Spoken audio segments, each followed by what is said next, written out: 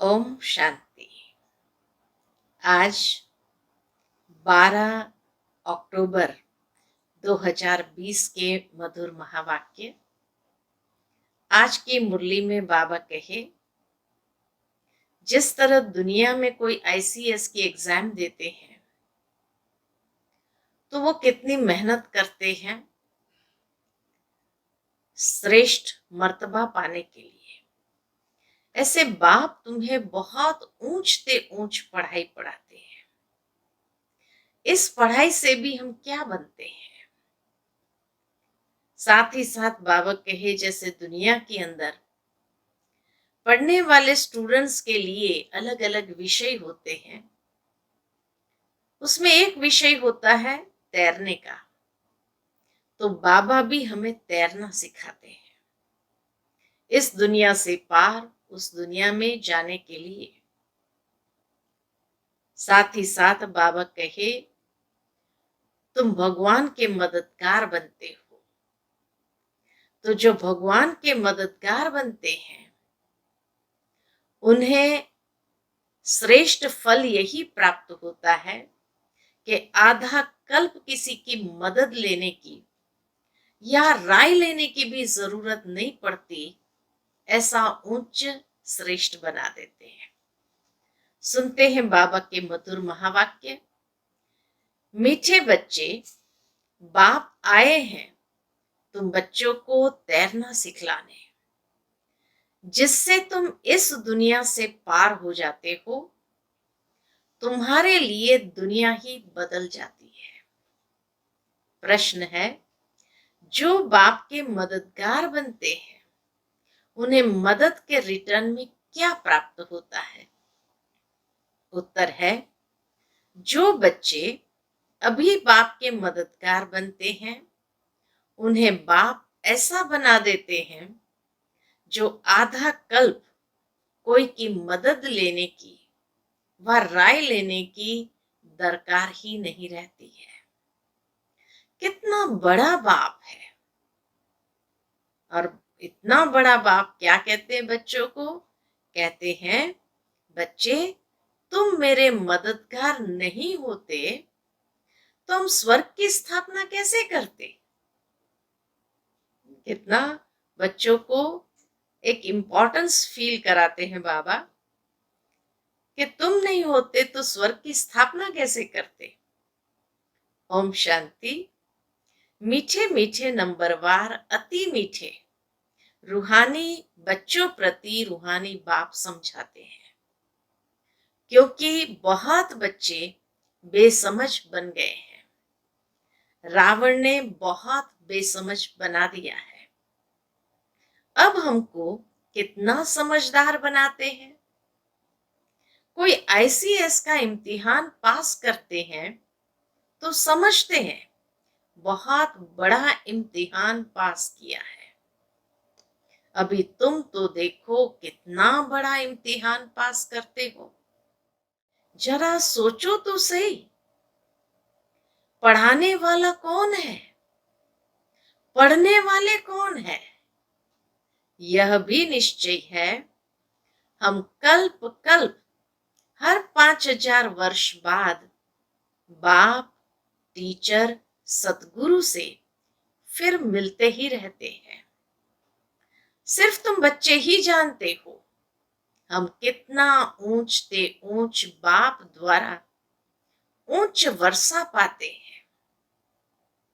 Teacher भी वर्षा देते हैं ना, पढ़ा करके। तुमको भी पढ़ा करके तुम्हारे लिए दुनिया को ही बदल देते हैं। नई दुनिया में राज्य करने के लिए भक्ति मार्ग में कितनी महिमा गाते हैं।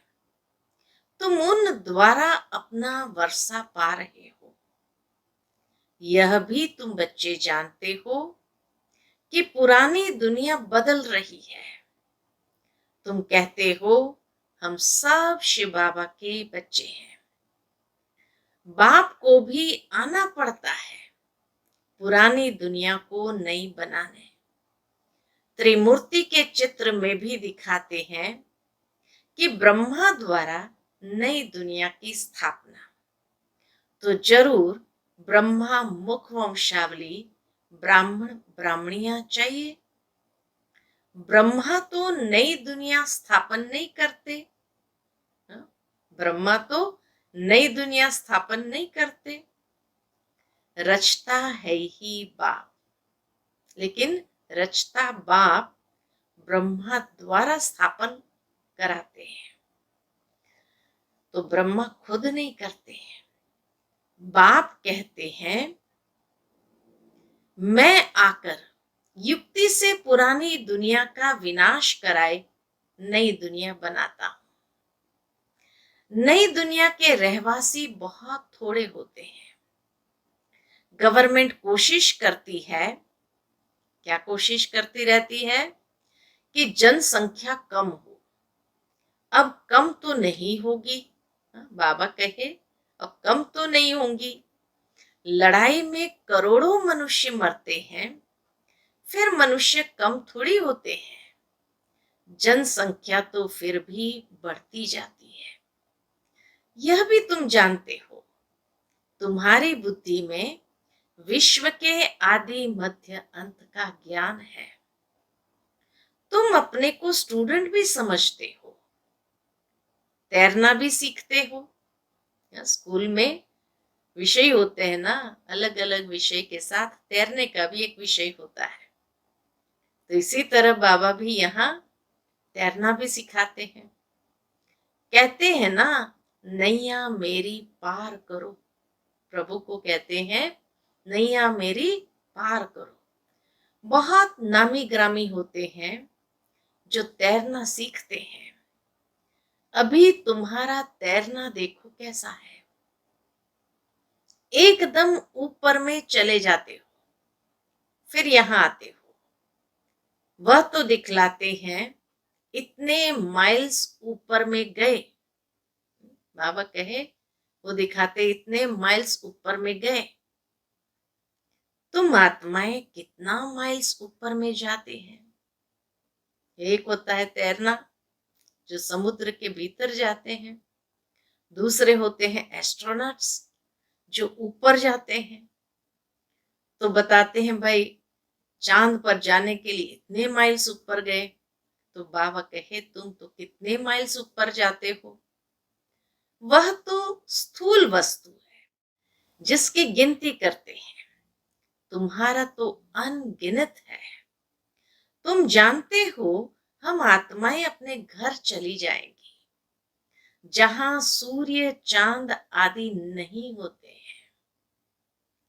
तुमको खुशी है, वह हमारा घर है, हम वहां के रहने वाले हैं।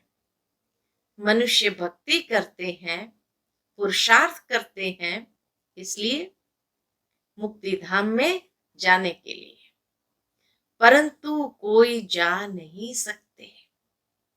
मुक्ति धाम में भगवान से मिलने की कोशिश करते हैं, अनेक प्रकार के यत्न करते हैं। कोई कहते हैं हम ज्योति ज्योत में समा जाए। कोई कहते हैं मुक्ति धाम में जाए। मुक्ति धाम का किसको पता नहीं है। तुम बच्चे जानते हो बाबा आया हुआ है, अपने घर ले जाएंगे। मीठा मीठा बाबा आया हुआ है। बाबा कहे मीठा मीठा बाबा आया हुआ है, हमको घर ले जाने लायक बनाते हैं। जिसके लिए आधा कल्प पुरुषार्थ करते भी बन नहीं सके हैं, न कोई ज्योति में समा सके, न मुक्ति धाम में जा सके, न मोक्ष को पा सके। जो कुछ पुरुषार्थ किया वह व्यर्थ यहां ही रह गया। अभी तुम ब्राह्मण कुलभूषणों का पुरुषार्थ सत्य सिद्ध होता है। ये खेल कैसा बना हुआ है। तुमको अभी आस्तिक कहा जाता है। बाप को अच्छी रीति तुम जानते हो, और बाप द्वारा सृष्टि चक्र को भी जाना है। बाप कहते हैं, मुक्ति जीवन मुक्ति का ज्ञान कोई में भी नहीं है, देवताओं में भी नहीं है।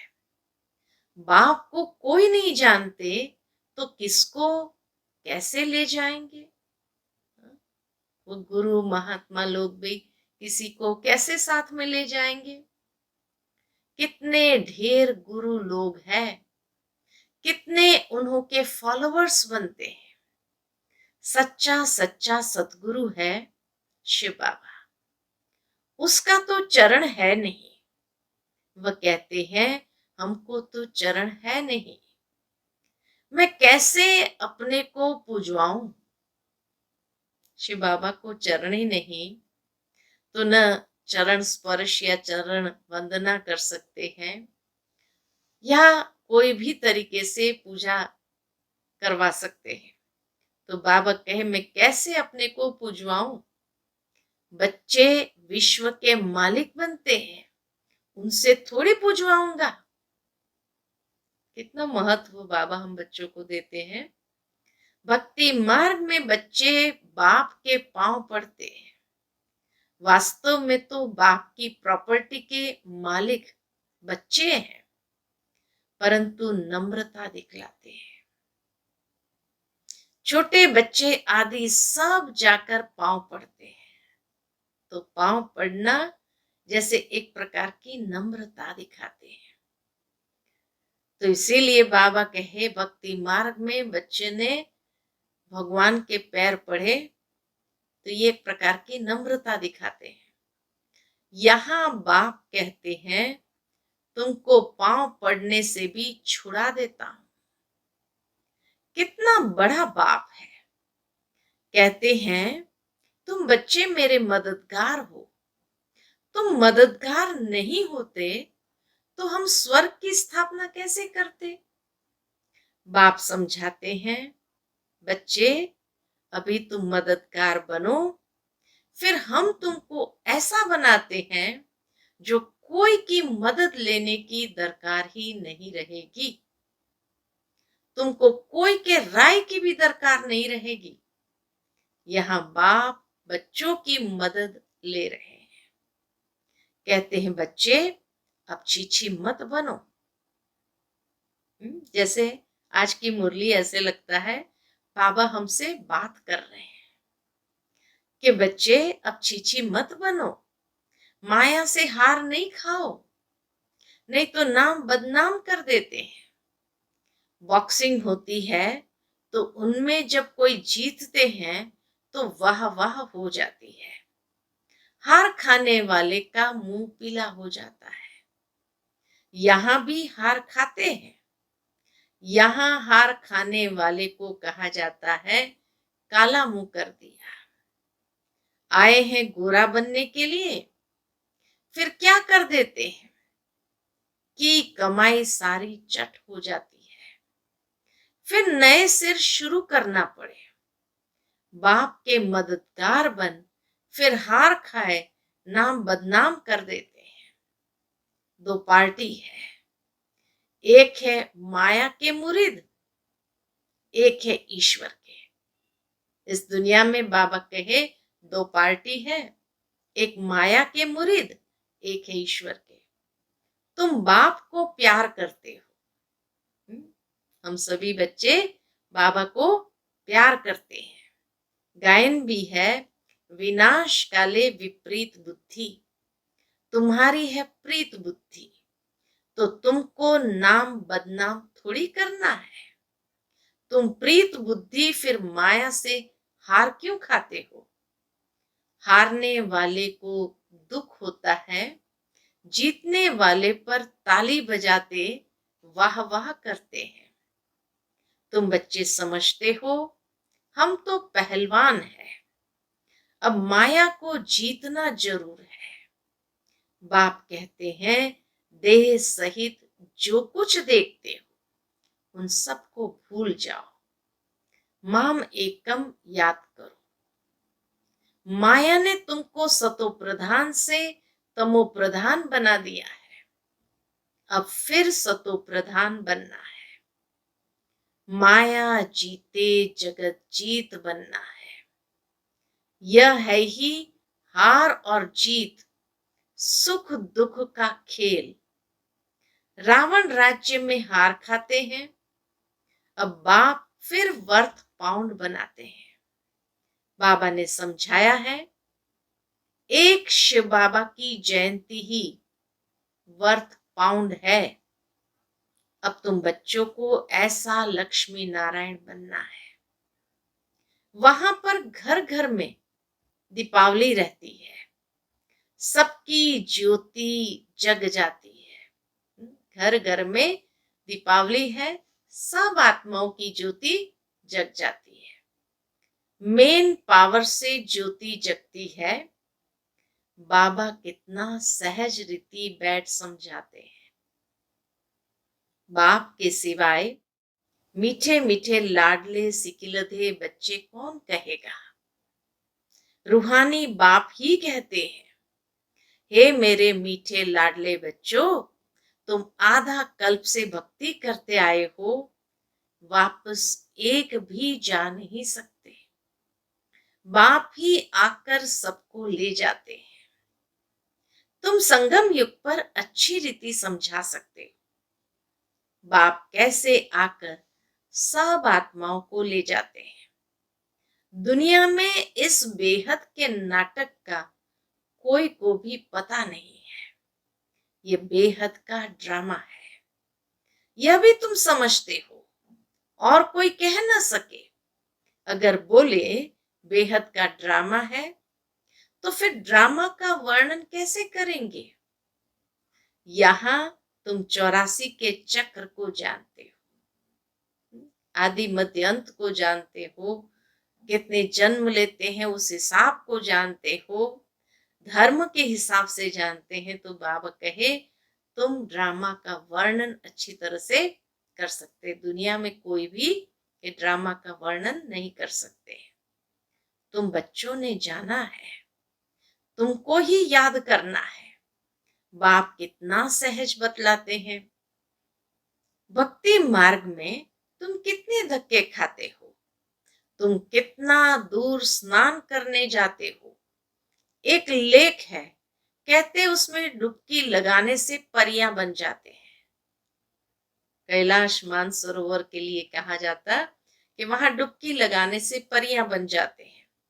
अभी तुम ज्ञान सागर में डुबकी मार परिजादा बन जाते हो।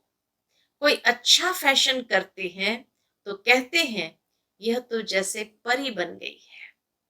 अभी तुम भी रत्न बनते हो। बाकी मनुष्य को उड़ने के पंख आदि हो नहीं सकते, ऐसे उड़ न सके। उड़ने वाली है ही आत्मा। आत्मा जिसको रॉकेट भी कहते हैं। आत्मा कितनी छोटी है। जब सब आत्माएं जाएंगे तो हो सकता है तुम बच्चों को साक्षात्कार भी हो, बुद्धि से समझ सकते हो। यहां तुम वर्णन कर सकते हो सकता है जैसे विनाश देखा जाता है, वैसे आत्माओं का झुंड भी देख सकते हो कि कैसे सब आत्माएं झुंड में जैसे जाती है, कि कैसे आत्माएं जाती है। हनुमान गणेश आदि तो है नहीं, परंतु उनका भावना अनुसार साक्षात्कार हो जाता है। बाबा तो है ही बिंदी, उनका क्या वर्णन करेंगे। कहते भी है छोटा सा स्टार है। आत्मा छोटा सा स्टार है, जिसको इन आंखों से देख नहीं सकते। शरीर कितना बड़ा है, जिससे कर्म करना है। आत्मा कितनी छोटी है, उसमें 84 का चक्र नूंधा हुआ है। एक भी मनुष्य नहीं होगा जिसको ये बुद्धि में हो कि हम 84 जन्म कैसे लेते हैं। आत्मा में कैसा पाठ भरा हुआ है, वंडर है। आत्मा ही शरीर लेकर पाठ बजाती है। वह होता है हद का नाटक, और यह है बेहद का। बेहद का बाप खुद आकर अपना परिचय देते हैं। जो अच्छे सर्विसेबल बच्चे हैं वह विचार सागर मंथन करते रहते हैं, किसको कैसे समझाएं। कितना तुम एक एक से माथा मारते हो, फिर भी कहते हैं बाबा हम समझते ही नहीं है। फिर भी कहते हैं बाबा हम समझते ही नहीं। कोई नहीं पढ़ते हैं तो कहा जाता है यह तो पत्थर बुद्धि है। तुम देखते हो यहां भी कोई 7 रोज में ही बहुत खुशी में आकर कहते हैं बाबा पास चले। कोई तो कुछ भी नहीं समझते। मनुष्य तो सिर्फ कह देते हैं पत्थर बुद्धि पारस बुद्धि, परंतु अर्थ नहीं जानते। आत्मा पवित्र बनती है तो पारसनाथ बन जाती है। पारसनाथ का मंदिर भी है, सारा सोने का मंदिर नहीं होता है। ऊपर में थोड़ा सोना लगा देते हैं। तुम बच्चे जानते हो हमको बागवान मिला है, कांटे से फूल बनने की युक्ति बतलाते हैं। गायन भी है ना, गार्डन ऑफ अल्लाह। तुम्हारे पास शुरू में एक मुसलमान ध्यान में जाता था, कहता था खुदा ने हमको फूल दिया, खड़े खड़े गिर पड़ता था, खुदा का बगीचा देखता था। अब खुदा का बगीचा दिखाने वाला तो खुद ही खुदा होगा। खुदा का बगीचा दिखाने वाला खुद ही खुदा होगा, और कोई कैसे दिखलाएंगे।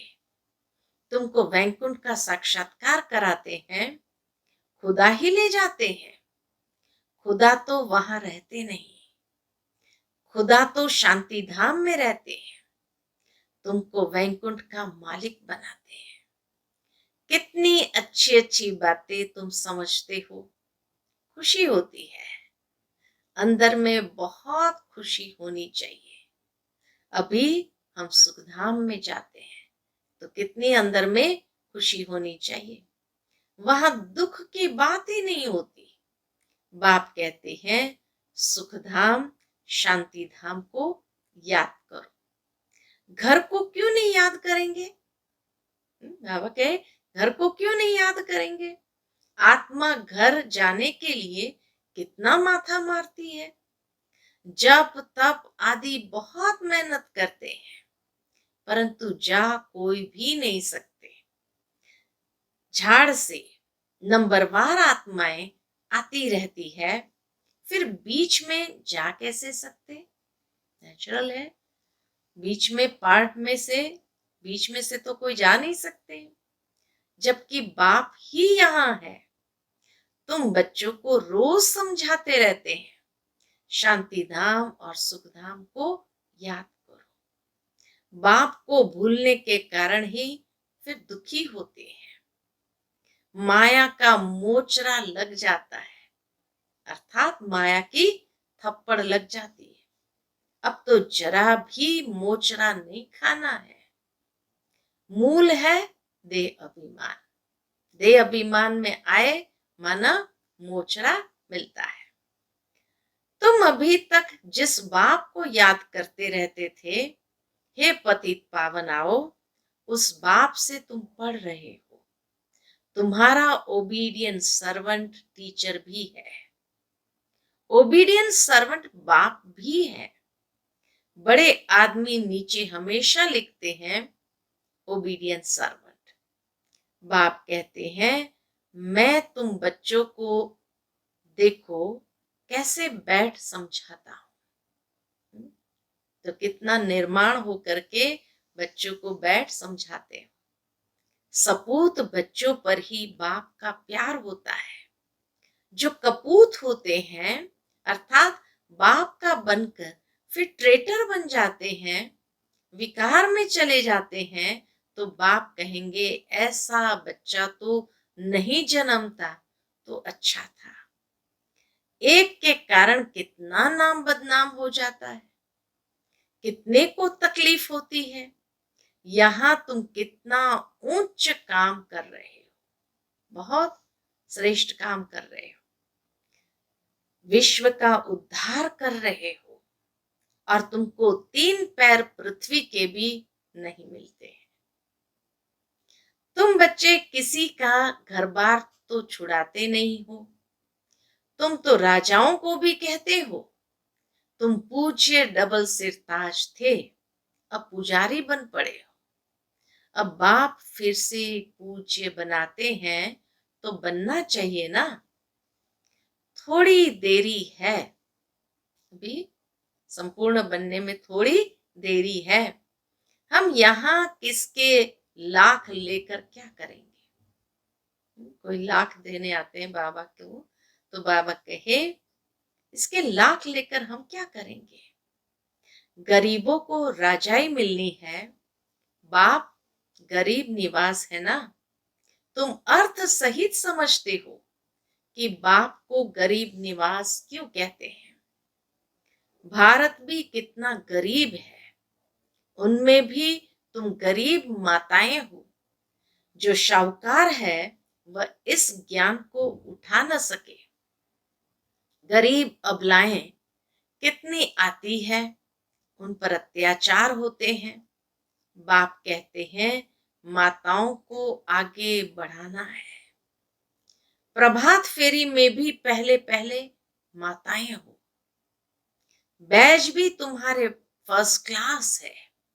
ये ट्रांसलाइट का चित्र तुम्हारे आगे हो।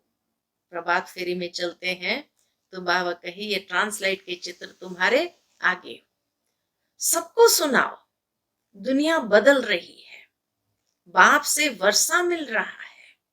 कल्प पहले मुआफिक बच्चों को विचार सागर मंथन करना है। कैसे सर्विस को अमल में लाए, टाइम तो लगता है ना। बाबा कहे समय तो जरूर लगता है, कोई एक दिन में बनने वाली बात नहीं है, लेकिन फिर भी कैसे सर्विस करे, कैसे उसको अमल में लाए, इन सब बातों का विचार सागर मंथन अच्छी तरह से करना है। अच्छा, मीठे मीठे सिकिलदे बच्चों प्रति माता पिता बाप दादा का याद प्यार और गुड मॉर्निंग। रूहानी बाप की रूहानी बच्चों को नमस्ते।